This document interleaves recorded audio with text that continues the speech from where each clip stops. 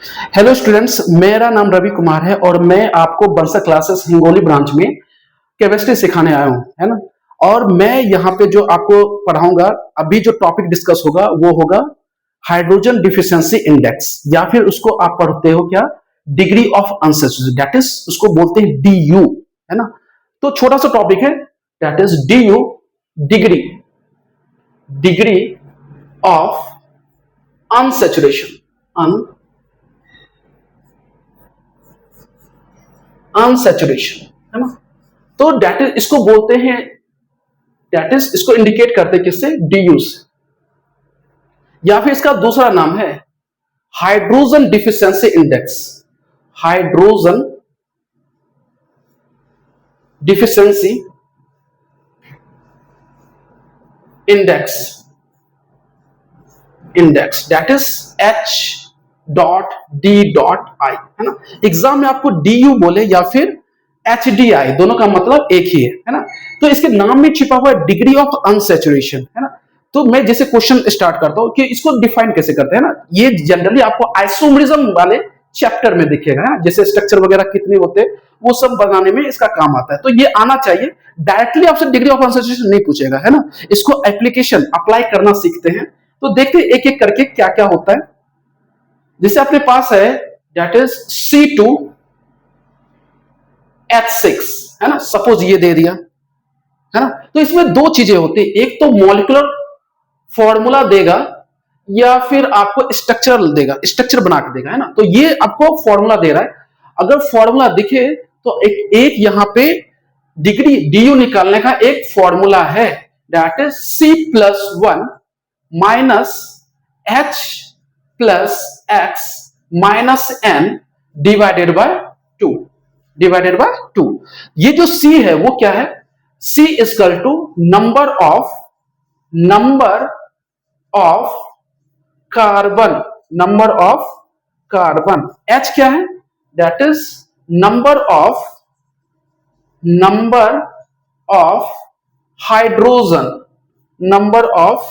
Hydrogen, X क्या है, number of halogen, है ना। हेलोजन में आपको पता है क्या क्या होते हैं, हेलोजन में होते mainly fluorine, chlorine, bromine, iodine, है ना। तो ये जो मेंबर है उसको आपको काउंट करना है, या फिर N equal to that is number of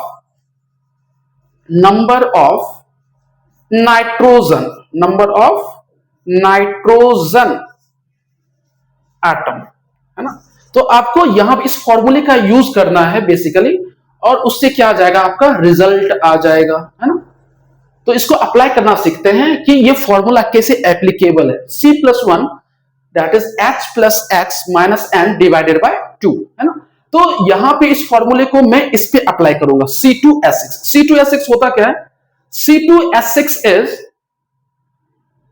C2H6, है ना। ये क्या इथेन है, क्या इथेन है ये, है ना। कैसे पता चला, दैट इज CnH2n प्लस 2, है ना। अगर 2 इस पे पुटअप करोगे तो H2 cross 2 plus 2 that is C2, ये 2 2 जा 4 प्लस 2 दैट इज 6, देखो यही आ रहा है रिजल्ट, है ना। तो ये जो फॉर्मूला है वो किसका है, वो है दो कार्बन दिख रहे हैं, दैट इज इथेन, एक रहता तो मीथेन, एक दो है तो इथेन। इस पे अप्लाई कर रहा हूं वो फॉर्मूला जो अभी आपने देखा था, that is C+1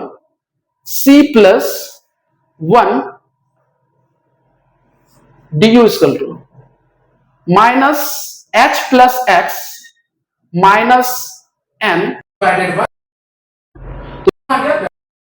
2 plus 1 minus hydrogen देखो कितना है 6, हेलोजन कुछ भी नहीं है दैट इज 0, नाइट्रोजन कुछ भी नहीं है that is also in 0 divided by 2। तो ये कितना हो गया, 2 plus 1 equal to 3 minus 6 divided by 2, ये आ गया 3 minus 3 equal to 0।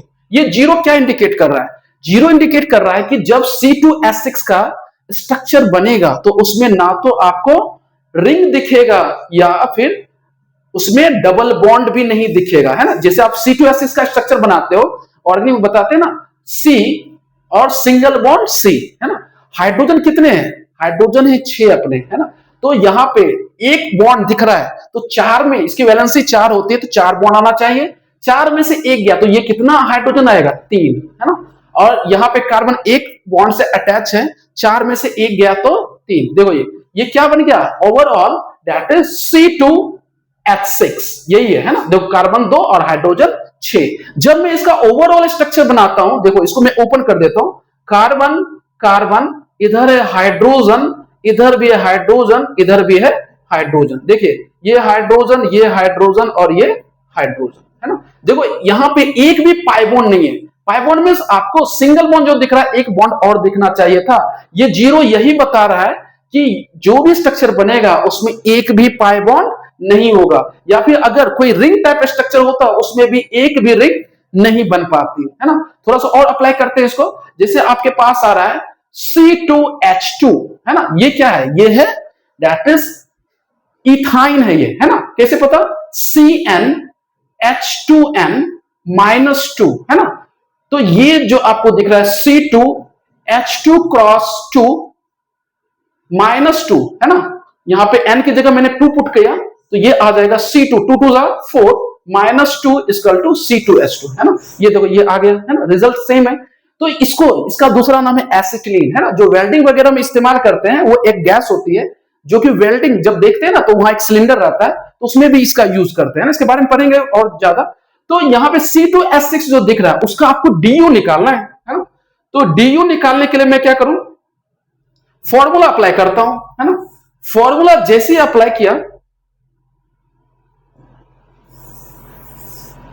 Formula apply किया तो आ गया DU equal to C+1 minus H plus X minus N divided by 2।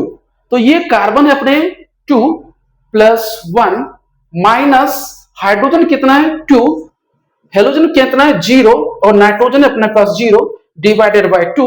तो ये 2 + 1 that is 3 minus 2 divided by 2। तो ये आ गया अपने को कितना 2। ये 2 जो इंडिकेट कर रहा है कि आप जब भी इसका स्ट्रक्चर बनाओगे उसमें 2 पाई बॉन्ड जरूर मिलेगा, है ना। 2 पाई बॉन्ड जरूर मिलेगा। इसमें रिंग नहीं बनेगी क्योंकि इसके पास 2 ही ओवरऑल कार्बन है। रिंग बनने के लिए कम से कम 3 कार्बन होना चाहिए, है ना। सबसे छोटी रिंग कौन सी होती है, ये ट्रायंगल जो बन रहा है ना। तो रिंग बनाने के लिए कम से कम 3 कार्बन होना चाहिए। यहाँ पे 2 है। ओपन स्ट्रक्चर बनेगा तो मैं बना देता हूं, कार्बन और ये कार्बन, है ना। अब यहाँ पे आपको 2 दिख रहा है, मींस 2 पाई बॉन्ड जरूर आएगा, एक सिंगल और एक आपको पता है ट्रिपल बॉन्ड बनाया तो एक सिग्मा है और 2 क्या है पाई। तो इससे समझ में आया कि यहाँ पे 2 पाई बॉन्ड जरूर आएंगे, एक सिग्मा दैट इज सिग्मा में सिंगल बॉन्ड और 2 जो आएंगे वो पाई बॉन्ड।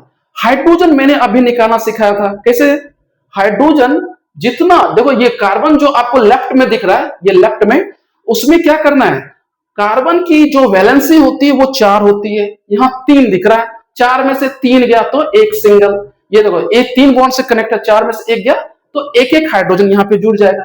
तो ये जो स्ट्रक्चर दिख रहा है वो किसका है, वो है C2H2 का। और ये जो 3 आ रहा है यानी कि एक सिग्मा और 2 पाई। देखो ये 2 जो आ रहा है वो ये बता रहा है कि इसमें 2 पाई बॉन्ड जरूर आएंगे, है ना।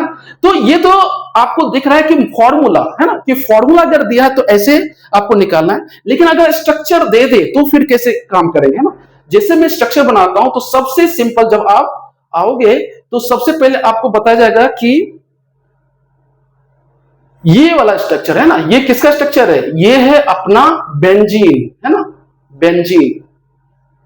ये है बेंजीन का स्ट्रक्चर। और बेंजीन मार्केट में अवेलेबल है ना। जैसे कि किसी मॉल में जाते हैं तो आपको दिखेगा कि वहां अच्छी अच्छी खुशबू आती है, तो दैट इज एरोमेटिक कंपाउंड, उसका यूज किया जाता है ना। ये बेंजीन मॉलिक्यूल, इसको लैब में देखा गया है। एक्चुअली जब मार्केट में आप जाओगे तो आपको केरोसिन या फिर डीजल या पेट्रोल की तरफ बेंजीन होता है ना, और वो कंप्लीटली अच्छी अच्छी खुशबू उससे निकलती रहती है ना।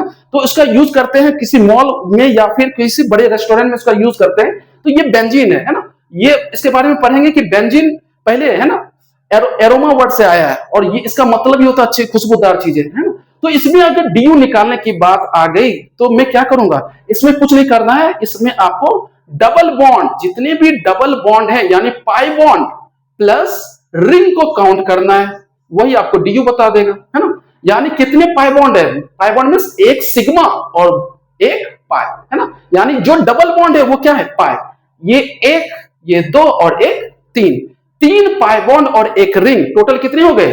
यानी तीन पाई बॉन्ड प्लस एक total ring means 1 equal to ये 4 हो गए, है ना। यानी कि इसका जो डी होगा वो 4 होगा। 4 क्या बता रहा है? 4 बता रहा है कि इसमें तीन पाई बॉन्ड है, देखो यहाँ 1 2 3 और एक क्या है? रिंग है। 4 यही इंडिकेट कर रहा है डी इक्वल टू 4। जैसे ये बेंजीन है उसी तरह से मैं बना देता हूं, ये है अपना नैप्थलीन, है ना। नैप्थलीन आपको मेडिकल शॉप में मिल जाएगा ये, या फिर मिलता है ना, जो वोलाटाइल होता है, अपने आप उड़ जाता है ये, है ना। तो ये नैप्थलीन, एक रिंग दिखा तो बेंजीन, दो दिखा तो नैप्थलीन। तो इसमें भी देखिए आपको, ये भी एरोमेटिक कंपाउंड है।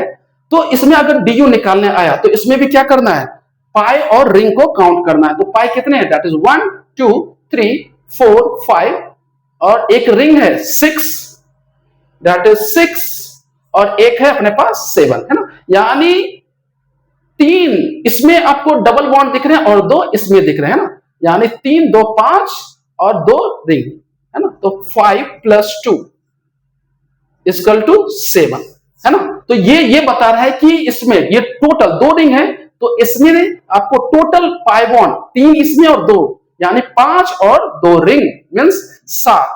तो ये बता रहा है कि इसका डी कितना होगा? 7 होगा। तो 2 रिंग वाला भी निकाल सकते हो, या फिर आप यहां पे अगर 3 बोले तो इसको बोलते हैं, ये खुद से कर लोगे अपने आप, है ना। ये है anthracene, that is anthracene. 3 ring आ गया, तो इसमें भी कुछ नहीं करना है, जैसे सिंपल है, पाई और रिंग को काउंट करना है, तो ये आपको रिजल्ट दे देगा। तो इसमें बेसिस पे एक साल क्वेश्चन पूछा था, उन्होंने क्या किया था कि एक जो है वो लूडो वगैरह खेलते हैं ना सब, वहां पे डाइस का इस्तेमाल करते हैं, उन्होंने डाई बना दिया था और उन्होंने ये बोला था कि इसमें इसका डी कितना है ना। तो आपको दिख रहा है कि ये एक क्यूब की तरह है, आपको कुछ नहीं करना है, आपको रिंग को काउंट करना है। तो सबने क्या किया था उस टाइम, जिस साल ये क्वेश्चन आया था, उसने ये देखिए, एक रिंग ये है और दूसरी रिंग ये है ना। यानी जितने फेज आपको दिख रहे हैं वो सब के सब क्या है? जैसे ये अपने पास है और इसमें जितने फेज हैं, कितने फेज हैं? 1 2 3 4 5 और 6, है ना। ये आपको जो दिख रहा है जितने फेज हैं, 1 2 3 4 5 और 6, जितने फेज आपको दिख रहे हैं उतने क्या होंगे? उतना रिंग होगा। एक रिंग बन रहा है ये, दूसरी ये, है ना, तीसरी। तो जितने फेज हैं उतनी रिंग है। तो आंसर वहां पे डी यू इक्वल टू 6 सबने किया था, लेकिन आंसर ये गलत है ना। आंसर है इसका डी यू इक्वल टू 5, है ना। D U equal to 5। Result is, क्यों ऐसा हुआ था, ये जेई का क्वेश्चन है। तो उसमें क्या किया था कि दो जो रिंग आपको दिख रहा है ना कोई एक ऐसा बॉन्ड है जो कॉमन है। तो इसकी बेसिक डिफिनेशन ये बोलती है कि किसी रिंग में कितना बॉन्ड तोड़े कि ओपन चेन में कन्वर्ट हो जाए। तो जैसे मैं आपको ये रिंग बोलता हूं, अगर इसका डीयू अभी सिखाया है डीयू, इसका डीयू कितना है? इसका डीयू है अपना 1। तो 1 कहां से आया? इसमें एक बॉन्ड अगर आप तोड़ोगे तो ये क्या होगा? ओपन चेन में कन्वर्ट हो जाएगा। जैसे मैं क्या करता हूं, इस बॉन्ड को तोड़ देता हूं, है ना। इस बॉन्ड को जैसे ही तोड़ा ये ओपन चेन में कन्वर्ट हो गया। अगर ये ओपन चेन में कन्वर्ट हो गया मींस इसका डीयू 1 है। अगर मैं 2 रिंग बनाता हूं, ये कुछ ऐसा, ये ऐसा, एक रिंग ये बन गई और दूसरी रिंग ये बन गई। तो आपको अभी सिखाया कि जितने रिंग उतना डीयू, दैट इज 1 और 2। तो इसका डीयू 2 है। तो आया कहां से? आया है इसकी बेसिक डेफिनेशन से, है ना। तो मैं क्या करूंगा, पहले एक बॉन्ड को तोड़ूंगा। एक बॉन्ड टूट गया, ये देखो एक बॉन्ड टूट गया, एक तो ओपन हो गया लेकिन दूसरा क्लोज है। तो मैं क्या करूंगा, इस बॉन्ड को भी ब्रेक डाउन कर दूंगा। ये बॉन्ड ब्रेक हो गया, ये ओपन चेन में कन्वर्ट हो गया, that is D U equal to 2। यानी कितने बॉन्ड, कितना बॉन्ड तोड़ा मैंने? 1 और 2। कितने बॉन्ड तोड़े कि ओपन चेन में कन्वर्ट हो जाए? यहां पे 5 बॉन्ड ही तोड़ते हैं, मींस एक जो है वो कॉमन है रिंग में। तो जैसे 5 बॉन्ड ही तोड़ते हैं वो क्या हो जाता है? ओपन चेन में कन्वर्ट हो जाता है। तो ऐसे क्वेश्चन को अगर सॉल्व करना है, अगर 3D टाइप कोई भी स्ट्रक्चर आ जाए तो आपको कुछ नहीं करना है, जितना फेज है उसमें से एक माइनस करना है, आंसर आ जाएगा। जैसे 6 फेज है तो आंसर आएगा 5। जैसे मैं एक प्रिज्म बनाता हूं और प्रिज्म 3D, कोई भी 3D है, आपको सेम कंसेप्ट है ना, टाइम आपको बचाना है वहां पे एग्जाम में। तो आपको ये ऐसा एक स्ट्रक्चर दे दिया, ये जो स्ट्रक्चर है वो है प्रिज्मेटिक टाइप, है ना, प्रिज्म है, प्रिज्म 3D। अगर इसकी बात करें ये 3D है, दैट इज, अगर फेज की बात करो कितना फेज है, दैट इज 1 2 1 2 3 4, और पीछे भी एक फेज है ना, पीछे मीन्स 3D है तो पीछे भी होगा, तो ये टोटल है अपने पास 5। लेकिन जैसे ही 3D टाइप का कोई भी स्ट्रक्चर आए तो आपको कुछ नहीं करना है, एक माइनस करना है, आंसर क्या जाएगा 4। तो इसका जो डी है वो आएगा 4। ओवरऑल जो है बंसल क्लासेस, ये काफी जो अच्छी ट्रिक है, अगर आपको अच्छी ट्रिक सीखनी है तो बंसल क्लासेस जल्दी से जल्दी ज्वाइन कीजिए, और यहाँ जो अपनी एजुकेशनल जर्नी है उसको और अच्छे से एंजॉय कीजिए। हमारी जो क्लासेस है वो 1 अप्रैल से स्टार्ट हो रही है, जल्दी से जल्दी ज्वाइन कीजिए।